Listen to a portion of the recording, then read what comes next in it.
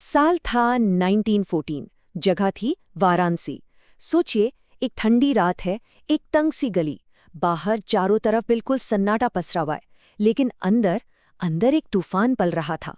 एक छोटे से कमरे में जहां बस एक दिया टिमटिमा रहा था, वहीं इतिहास को बदलने की एक बहुत बड़ी साजिश धीरे धीरे आकार ले रही थी। और तभी दरवाजे पर एक हल्की सी दस्तक होती है। अंदर से एक बहुत ही धीमी और सतर्क आवाज आती है, एक ऐसी आवाज जिसमें उम्मीद भी है और खतरा भी। आवाज पूछती है, संकेत? बाहर से जवाब आता है, एक शब्द। लेकिन ये सिर्फ एक पासवर्ड नहीं था, ये तो एक पूरी पीढ़ी का सपना था। जवाब था स्वराज। और दरवाजा खुल जाता है। उस कमरे के अंदर जो क्रांति शुरू हुई ना, उसके ठीक केंद्र में थे सचिंद्रनाथ सान्याल। तो आज हम उन्हीं की कहानी को समझने वाले हैं। अंदर आए नौजवानों के चेहरों पर जोश और घबराहट दोनों थी। उन्हें देखकर सान्याल ने एक हल्की सी मुस्कान के साथ कहा, तुम लोग इतिहास लिखने नहीं आए हो, तुम लोग उसे बदलने आए हो। ये शब्द उस रात के इरादे को बिल्कुल साफ कर रहे थे। अच्छा, तो उस बदलाव की जो पहली बड़ी कोशिश थी, वो बहुत जल्द ही सामने आई। चलिए, अब हम एक नाकाम विद्रोह की उस गूंज को समझते हैं जिसने आज़ादी की लड़ाई को हमेशा के लिए बदल कर रख दिया। तो हुआ ये कि 1915 में गदर पार्टी के साथ मिलकर सान्याल ने एक बहुत बड़ी, बहुत ही दायूसी योजना बनाई।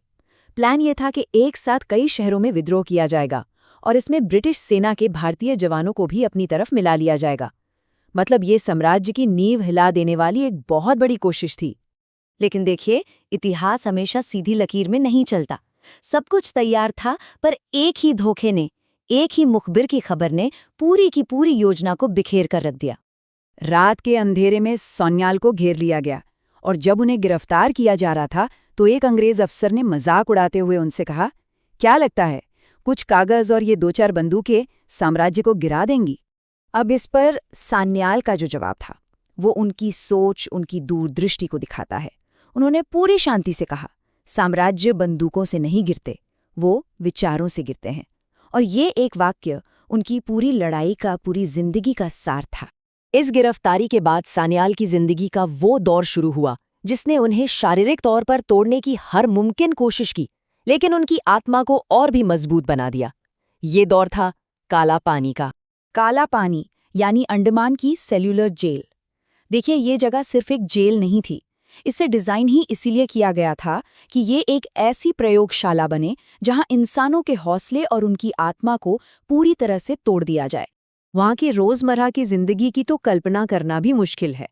लोहे की भारी भरकम जंजीरों में बंधे रहना, कोल्हू में बैल की जगह खुद जुतना, भूखे रहना और हर पल जिल्लत सहना। ये कैदियों की हिम्मत को जड़ से खत्म करने के लिए बनाया गया एक जीता जागता नर्क था।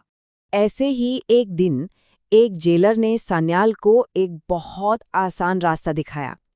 उसने कहा, बस एक बार माफी मांग लो और ये सब यहीं खत्म हो जाएगा।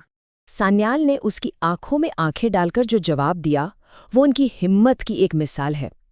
उन्होंने कहा, अगर मैं ही झुक गया तो जो लोग बाहर खड़े हैं उनका क्या होगा? सोचिए, उस जेल में उनके पास लिखने के लिए न कागज था न स्याही, फिर भी उन्होंने अपनी मशहूर आत्मकथा बंदी जीवन को पूरी तरह से अपनी याददाश्त में लिखा। ये सिर्फ एक किताब नहीं थी, ये उनकी इच्छा शक्ति की जीत का सबूत था। तो काला पानी की सजा के बाद जब सान्याल रिहा हुए तो वो टूटे नहीं थे, बिल्कुल नहीं, बल्कि उनके पास अब क्रांति के लिए एक नई, एक ज्यादा मजबूत रणनीति थी। और यहीं से उदय होता है हिंदुस्तान रिपब्लिकन एसोसिएशन यानी HRA का। यहाँ रणनीति में एक बहुत बड़ा और जरूरी बदलाव आया। देखिए, 1915 की गदर योजना एक बड़े हथियारबंद विद्रोह पर निर्भर थी। वहीं 1924 में बने HRA का आधार था एक ऑर्गेनाइज्ड सेल स्ट्रक्चर और एक मजबूत विचारधारा। अब लक्ष्य सिर्फ अंग्रेजों को भगाना नहीं था, बल्कि एक नई, आजाद भारत का निर्माण करना था। मतलब ये सिर्फ विद्रोह नहीं, ये एक वैचारिक क्रांति की शुरुआत थी।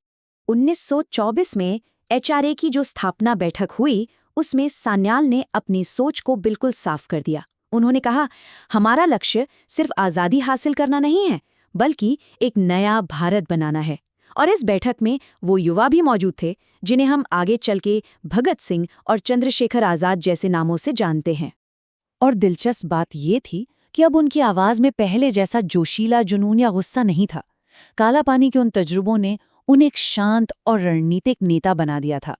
अब उनकी बातों में एक ठंडी, ठोस रणनीति की ताकत थी। तो सान्याल की कहानी का अंत क्या हुआ और उनकी विरासत हमें क्या सिखाती है? चलिए अब इस विश्लेषण के आखिरी हिस्से पर चलते हैं। उनकी पूरी जिंदगी संघर्षों का एक लंबा सिलसिला थी। 1915 में गिरफ्तारी, फिर 1924 में एचआरए की स्थापना और फिर बार बार जेल जाना। आखिरकार 1942 में लंबी बीमारी के बाद उनका एक शांत अंत हुआ। उनकी कहानी में आपको जीत के बड़े बड़े जश्न का शोर नहीं मिलेगा, ना ही अखबारों की बड़ी बड़ी सुर्खियां।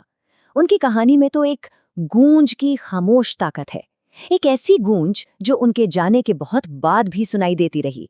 सान्याल जैसे लोग कभी मरते नहीं हैं, वो अपने विचारों में हमेशा जिंदा रहते हैं, और अगर हम ध्यान से सुने तो वो गूंज आज भी मौजूद है। सवाल तो ये है कि आज के दौर में वो कौन से क्रांतिकारी विचार हैं जो हमारे आसपास गूंज रहे हैं।